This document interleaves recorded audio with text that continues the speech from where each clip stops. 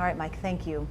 All right, as we reported last night, the Washoe Education Association sent a letter to the Washoe County School District saying it's unsafe to start in-person classes next month. Yeah, a lot of people have been talking about this one. Now, COVID-19 cases, as we know, have been spiking here in the state. And the teachers union, well, they say that there are too many unknowns to return to classroom right now. Paul Nelson joins us live in the newsroom. Paul, what is the teachers union asking for here? Well, they want an improved distance learning model, Ryan, at least for the first quarter of the year. There are 64,000 students in Washoe County and 8,000 staff members. The Washoe Education Association and school district agree safety is the top priority. The Washoe County School District is working on a plan to bring students back to the classroom August 17th. But a local teachers union says that's too soon for one main reason. Safety.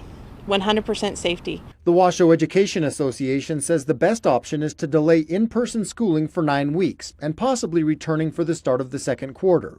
At this point, that's what we believe is the best way to do it. It has to be done differently than we did last semester because that was not really, and I think all of us know, it was the best that we could do with the resources we had and the time. Anderson says the union and the school district are working well together. After all, they want the same thing. There's been some tense conversations, obviously, but they understand where we're coming from as well.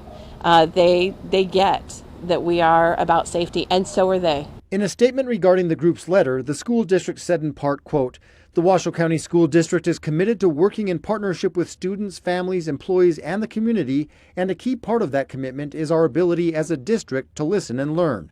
Some concerns include enforcement of the rules, what happens when someone tests positive for COVID-19, and how to manage paid sick leave." Those are items that we're still trying to work with the district on trying to get answered.